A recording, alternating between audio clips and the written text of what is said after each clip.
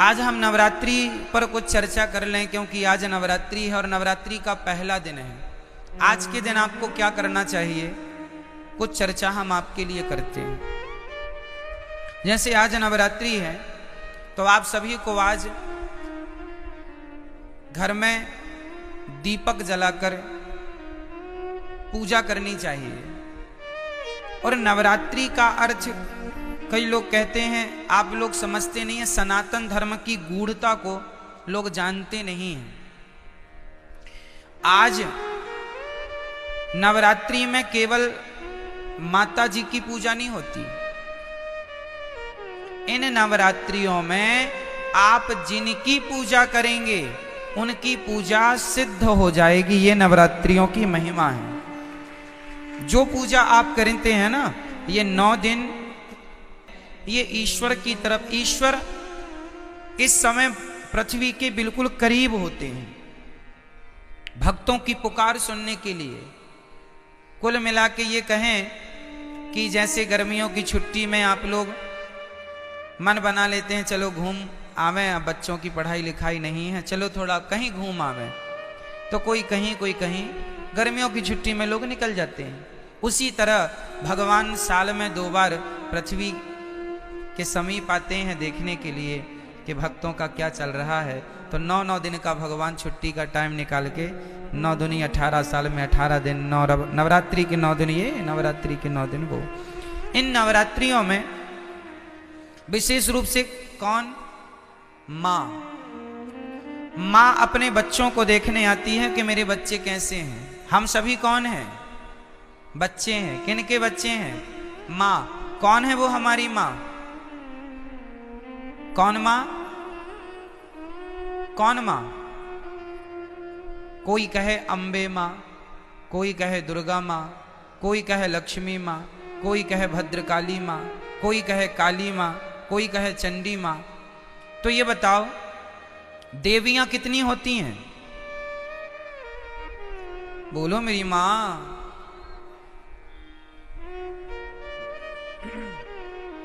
देवियां 9 नहीं होती मेरी माँ, और ना 10 होती। फिर तो 52 शक्ति पीठ हैं, तो 9 ये गिन लो, फिर 52 वो भी गिनो। कामाख्या माता अलग है, ज्वाला माता अलग है, केला माता अलग है, शारदा अलग है। नवरात्रि में 9 में शारदा छोड़ी आती है, 9 में कामाख्या माता छोड़ी आती है। तो फिर 52 वो गिन लो और 9 ये गिन लो, तो फिर ये सब कोई गणना नहीं है। गिनती क्या है वो हम आपको नवरात्रि की सच्चाई आपको बताएंगे। एक्चुअली हमारी माता एक ही माता है, एक ही माता है। कौन सी माता, हमारी सबकी एक ही माता है, जिन माता का नाम है लक्ष्मी माता। उन्हीं लक्ष्मी माता का एक नाम है दुर्गा। जैसे पानी और नीर और जल, कितने नाम हो गए, 3 नाम हो गए, नाम 3 हो गए, पर बात एक ही है, तत्व एक ही है। आप कहेंगे पुष्प, सुमन, फूल, एक ही ना बात है, क्यों जी, सही है। जैसे किसी एक वस्तु के पर्याय अलग होते हैं, पर्यायवाची हैं ये। आकाश को हम गगन भी कहते हैं, आकाश भी कहते हैं, अंबर भी कहते हैं, बहुत सारे पर्यायवाची मिल जाएंगे आपको। उसी प्रकार जैसे पुष्प के अनेक पर्यायवाची हो सकते हैं और होते हैं, सूर्य के अलग पर्यायवाची होते हैं, सूर्य है, भास्कर है, आदित्य है ना, भौमाय न भौम है, सब सूर्य भगवान के नाम हैं। जैसे सूर्य भगवान के 12 नाम हैं, जैसे पुष्प के अनेक नाम हैं, उसी प्रकार से देवी एक है, माता भगवती लक्ष्मी। उन लक्ष्मी को कोई दुर्गा कहता है, कोई भद्रकाली कहता। प्रथमम शैलपुत्री चा, आज शैलपुत्री की पूजा होती। शैलपुत्री मतलब माता पार्वती। शैल मतलब पत्थर की बेटी अर्थात हिमालय की बेटी। प्रथमम शैलपुत्री चा, द्वितीयम ब्रह्मचारिणी, कल ब्रह्मचारिणी मैया की पूजा होगी। ये ब्रह्मचारिणी मैया कौन है? कल दूसरे नंबर पर जो ब्रह्मचारिणी मैया है वो मैया है वैष्णवी मैया, जो ब्रह्मचारी रूप में आज भी ब्रह्मचारी है ना माता जी, विवाह नहीं हुआ उनका। प्रथमम वैष्णव माता जी ब्रह्मचारी रूप में है। तो पहली पूजा पार्वती माँ से स्टार्ट होती है और दूसरी पूजा, तो देखो चाहे आप शैलपुत्री कहो या ब्रह्मचारिणी कहो, तत्व एक ही है। वो एक ही तत्व है, लक्ष्मी तत्व। भाई ये बताओ, आपकी बेटी को क्या कहते हैं आप? बोलो। बेटी नहीं कहते आप कहते हैं हमारे घर लक्ष्मी आई है। हाँ या ना? अच्छा, आप अपनी बेटी को लक्ष्मी कहते हैं, तो आप लोग अपनी बेटी को क्या कहते हैं? आप भी अपनी बेटी को लक्ष्मी। मतलब इस धरती में चाहे बेटी हो, अरे हमारे भारत में बहुओं को भी लक्ष्मी कहा जाता है। जब घर में बहू आती है तो हमारे यहाँ कहते लक्ष्मी के पांव पड़ते ही घर में सब मंगल हुआ है। क्यों? हमारे यहाँ बेटी को क्या कहते हैं और बहू को क्या कहते हैं? और माँ क्या होती है? बोलो, माँ क्या है? माँ भी लक्ष्मी है। सही है। कुल मिला के हम लोग अभी नवरात्रि में कन्या जिमाते हैं ना, कन्या भोजन कराते हैं, तो क्या सोच के कराते हो कि हमारे घर माता लक्ष्मी आई। दुर्गा मान लो, लक्ष्मी कहो, शारदा कहो, भद्रकाली कहो, महाकाली कहो, चंडी कहो, कुछ भी कह लो, पर्यायवाची हैं। तत्व एक ही है, लक्ष्मी तत्व। श्रीश्चते लक्ष्मीश्च पत्न्या बहोरात्रे पार्श्वे नक्षत्राणि। कहने का तात्पर्य यह है, वेदों में एक ही तत्व की उपासना है, श्री तत्व मतलब लक्ष्मी तत्व। वही लक्ष्मी तत्व दुर्गा के नाम से जानी जाती हैं। मैहर में उन्हें ही शारदा कहते हैं। अनेक रूप है ना, जैसे वृंदावन में बिहारी जी हैं, उड़ीसा में जगन्नाथ जी हैं, तो क्या ये दो हो गए? वृंदावन के बिहारी जी और उड़ीसा के जगन्नाथ जी क्या ये अलग अलग हैं? भाई वही कृष्ण उड़ीसा में जगन्नाथ बन के बैठे हैं, वही श्री कृष्ण वृंदावन में बिहारी जी बन के बैठे हैं, वही द्वारिका में द्वारिकाधीश हैं, वही पंढरपुर में विठ्ठलनाथ हैं, वही श्रीनाथ हैं। एक ही तत्व, अनेक रूप रूपाय विष्णवे प्रभु विष्णवे। उसी प्रकार एक ही परम तत्व है और वह है लक्ष्मी तत्व। वही लक्ष्मी आज प्रथमम शैलपुत्री चा, आज वही लक्ष्मी क्या बन के पूजेंगी? आज वही लक्ष्मी माता पार्वती बन करके पूजेंगी, जगत जननी कहलाएंगी। आज उनके हम पार्वती स्वरूप का पूजन करेंगे। तो आप लोगों को घर में दीपक जलाकर आज माँ भगवती का ध्यान, लक्ष्मी जी का ध्यान करना चाहिए। हे माँ, हमारे घर में ये आपका ही घर है, आप हमारे मन मंदिर में आकर बैठ जाइए। नया वर्ष है माँ, हमारी बुद्धि को निर्मल कीजिए। हम सदा आपकी सेवा करते रहें, हम सदा आपकी आराधना करते रहें और हमारे घर में ये खुशियों का दिया सदा जलता रहे। ये ज्ञान का, ये भक्ति का दीपक सदा प्रज्वलित होता रहे। आज के दिन आपको राम रक्षा स्तोत्र, नारायण कवच का पाठ करना चाहिए। जो भी पाठ करेंगे, कुछ ना आवे तो श्रीमन नारायण आप आज श्रीमन नारायण का जाप करें तो वह नारायण का जाप भी सिद्ध होगा। आप यदि ओम नमः शिवाय का भी जाप करें तो आज जो भी जपेंगे वो सिद्ध होगा। आप ओम नमः शिवाय जपें या गंग गणपतये जपें या दुर्गा माता जी का मंत्र जपें या फिर आप श्रीमन नारायण जपें, जो भी आज जपेंगे, आज मतलब 9 दिन तक निरंतर, वो आपका सिद्ध। इसलिए ये 9 दिन विशेष पूजा पाठ के लिए निकाले जाते हैं। साल भर आप फुर्सत नहीं पाते, समय मिलता नहीं है, 9 दिन का समय निकाल लो और पूर्ण रूप से भगवान के होकर भगवान की शरण में रहो। ये नवरात्रि है,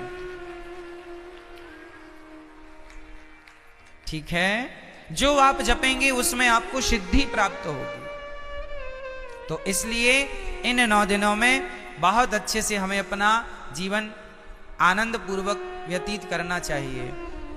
और यहां पर एक संकेत भी है कि दुनिया वालों, नवरात्रि में जिन कन्याओं को बुला बुला कर, पांव धोकर, माहौर लगाकर जिनकी पूजा करते हो, जिन्हें दक्षिणा देकर विदा करते हो, खीर पूड़ी खवाते हो, उन कन्याओं को केवल एक दिन के लिए देवी ना मानो, सदा सदा के लिए नारियों को देवी मान के उनकी सेवा, उनका सम्मान करो। नारी का सम्मान सदा लक्ष्मी मान के आप आज नवरात्रि में एक लड़की का आप सम्मान करते हैं देवी मानकर, और नवरात्रि जाने के बाद उसी नारी का आप अपमान करते हैं, तो ये तो कोई बात हुई नहीं। नारियों का सदा सम्मान बना रहे। देखो हमारे सनातन धर्म में नारियों का कितना बड़ा आदर है, कितना बड़ा सम्मान है। दुनिया के किसी धर्म में, मजहब में नारियों का इतना बड़ा सम्मान नहीं है। हमारे यहाँ भगवान मानकर नारियों को पूजा जाता है, देवी मानकर पूजा जाता है।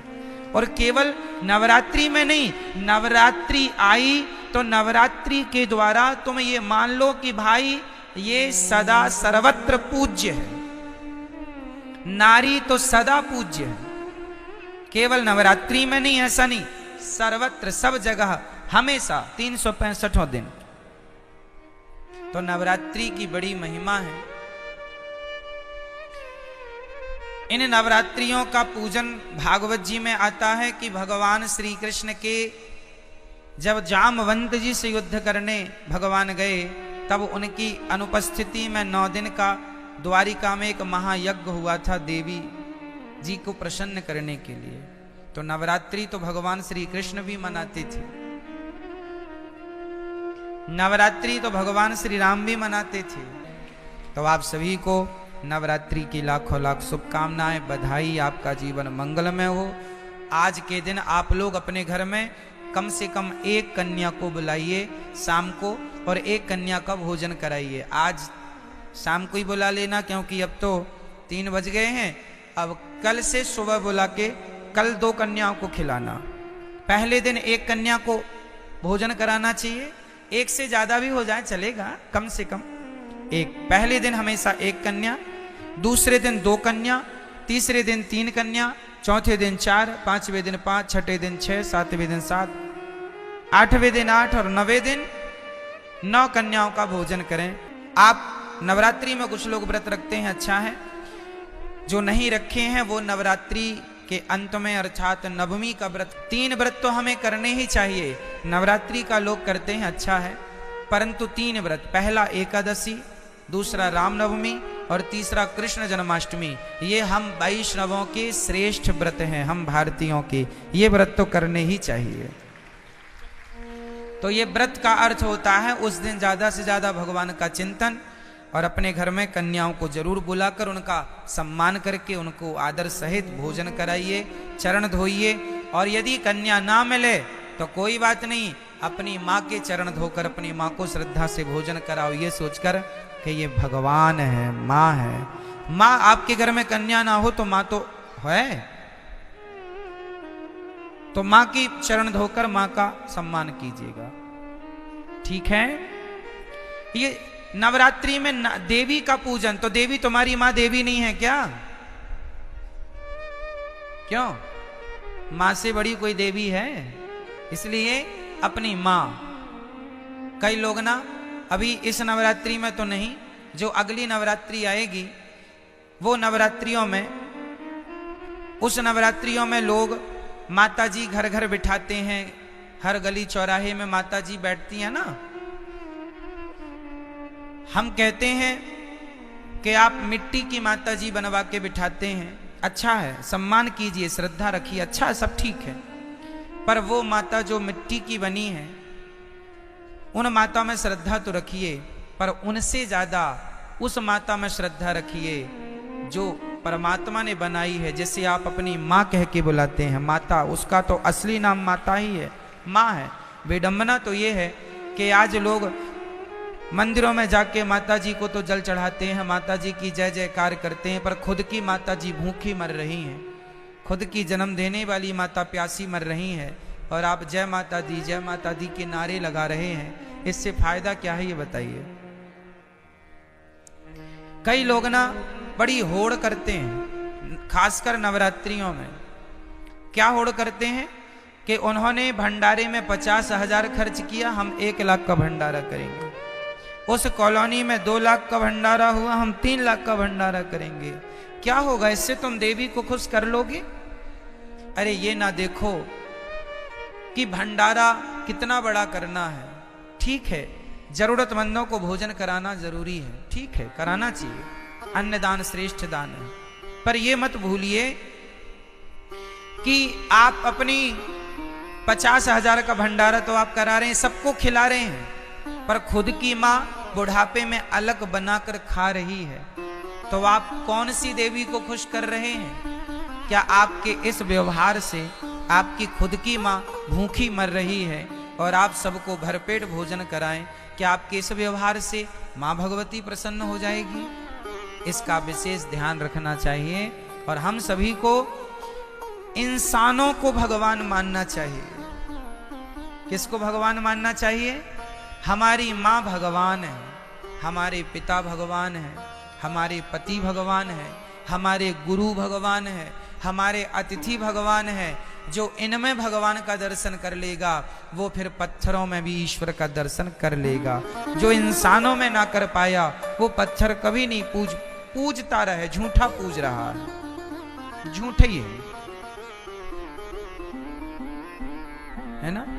कबीर जी लिखते हैं कि पाहन पूजे हरि मिले, पाहन मीन्स पत्थर होता, पाहन पूजे हरि मिले, तो मैं पूजू पहाड़, तासे तो चक्की भली, जो पीस खाए संसार। पत्थर ही पूजना है तो तुम्हारी चक्की भी पत्थर की होती है, उसी को पूज लो, क्योंकि वो तो कम से कम तुम्हें आटा देती है पीस के। पत्थर ही पूजने हैं तो चक्की को क्यों नहीं पूजते? तो पत्थर पूजने की बातें नहीं है हमारे सनातन धर्म में। हमारे यहां मंदिर बाद में बने हैं। सनातन धर्म की गहराइयों को समझना पड़ेगा। कई लोग कहते हैं सनातन धर्म में तो पत्थर की पूजा होती है। ना जी, हमारे यहां पत्थर की पूजा नहीं होती। किसकी पूजा होती है वो मैं आपको आज स्पष्ट कर देता हूं। सुनो, हमारे वेद कहते हैं, पहला वाक्य है मातृदेवो भव, पितृदेवो भव, आचार्य देवो भव, अतिथि देवो भव। ये 4 वाक्य वेद का पहला मंत्र है। ये वेद यहां से शुरू होते हैं। पहली आज्ञा वेदों की क्या है? मातृदेवो भव, मां को भगवान मानकर सेवा करो, ये वेदों की पहली आज्ञा है। पिता को भगवान मानकर उनकी सेवा करो, ये वेद की दूसरी आज्ञा है। अतिथि को भगवान मानकर सेवा करो, ये तीसरी आज्ञा है। और गुरु को भगवान मानकर सेवा करो, ये चौथी आज्ञा है। अब सोचो, ध्यान से समझना, जो व्यक्ति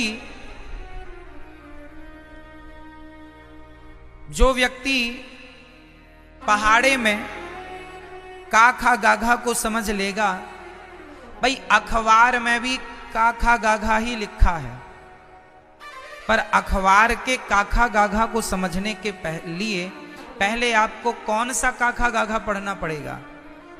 स्कूल में जाकर, स्कूल में हमें बुक मिलती है, उसमें जो काखा गाघा लिखा है उसको पहले मास्टर जी समझाते हैं। जब आप स्कूल जाके काखा गाघा समझ लेंगे तो फिर अखबार का काखा गाघा समझ में आ जाएगा। यदि स्कूल में काखा गाघा समझ नहीं पाए तो अखबार आप पढ़ नहीं पाएंगे। अखबार पढ़ने के पहले आपको स्कूल जाके पढ़ना पड़ेगा। जो स्कूल ना जा पाए, जो नहीं पढ़ पाए, वो आज भी अखबार नहीं पढ़ पाते। क्यों जी? सत्य है अखबार पढ़ने के पहले क्या पढ़ना पड़ेगा? स्कूल में जाके आपको अपनी शिक्षा पूरी करनी पड़ेगी, तब कहीं जाकर हिंदी का बोध होगा, तब हिंदी का अखबार पढ़ पाएंगे। इंग्लिश का बोध होगा, इंग्लिश का अखबार पढ़ पाएंगे। उर्दू का बोध होगा, उर्दू का अखबार पढ़ पाएंगे। अखबार पढ़ने के पहले कुल मिला के आपको पहले स्कूल जाना पड़ेगा। क्या ये बात सत्य है? बोलो हाँ या ना। उसी तरह जैसे स्कूल में काखा गाघा समझ लिया एक बार, उसके बाद दुनिया में कहीं काखा गाघा लिखा हो हम तुरंत समझ लेंगे। और स्कूल में नहीं समझा तुमने काखा गाघा, तो फिर जमाने में लिखा तो है, तुम समझ नहीं पाओगे कि लिखा क्या है। आप देखो यहां बहुत कुछ लिखा है, कौन समझ पाएगा? जिन्हें अक्षरों का ज्ञान है। ज्ञान ही नहीं है, 52 अक्षर का कोई ज्ञान नहीं है, नॉलेज नहीं है, तो लिखा तो बहुत कुछ है, कहां कोई पढ़ पा रहा है। उसी प्रकार जैसे अखबार पढ़ने के पहले हमें स्कूल जाकर पढ़ना पड़ता है, उसी प्रकार पत्थर में भगवान है, पर पत्थर के भगवान को देखने के पहले अपनी माता के अंदर भगवान को देखना पड़ेगा, पहले अपने पिता के अंदर भगवान को देखना पड़ेगा। जो माता में भगवान को देख सकता है, जो पिता में भगवान को देख सकता है, जो गुरु और अतिथि में ईश्वर को देख सकता है, वही पत्थर में भी भगवान को देख सकता है। जो माँ में भगवान को ना देख पाया, उसे पत्थर पत्थर ही दिखेगा, तुम कितना भी पूजा करो। पत्थर है, कहते हैं, कहावत सुना होगी आपने, अनपढ़ के लिए काला अक्षर भैंस बराबर। अनपढ़ के लिए कहावत है काला अक्षर। सुनी कहावत ये वाली कि नहीं? क्या अर्थ है इस कहावत का? अनपढ़ है उसे तो काला काला दिख रहा है। भाई पुस्तक लिया तो अखबार लिया है, बस अब काला काला, क्या काला काला पूत दिया। अरे पगले उसमें बहुत कुछ लिखा, लेकिन क्या करे, अनपढ़ है, काला अक्षर भैंस बराबर। उसे काला नजर आता है, उसे काले में अक्षर नजर नहीं आ रहे क्योंकि पढ़ा नहीं है। उसी प्रकार जिसने अपनी माता में भगवान को ना देखा, उसे तो काला पत्थर ही नजर आएगा, उसे भला पत्थर में भगवान कैसे नजर आएंगे। जिसे माँ में भगवान दिखता होगा, जो चैतन्य वस्तु में भगवान को देख सकता है, वही जड़ वस्तु में भी ईश्वर को देख सकता है। माँ चैतन्य है कि जड़ है? बोलो जोर से। मेरी माँ, पीछे वाली मैया, आज नवरात्रि मौन व्रत तो नहीं है आपका? डे बोले हम चुप्पी टाप रहेंगे महाराज। मां चैतन्य है या जड़ है? जोर से। और पत्थर चैतन्य है या जड़ है? मां चैतन्य है जबकि पत्थर जड़ होता है। तो जो व्यक्ति चैतन्य मां में ईश्वर का दर्शन कर सकता है, जो चैतन्य में भगवान को देख सकता है, वही जड़ में भी भगवान को देख सकता है। जो चैतन्य में ना देख पाया, उसके लिए काला अक्षर भैंस बराबर है।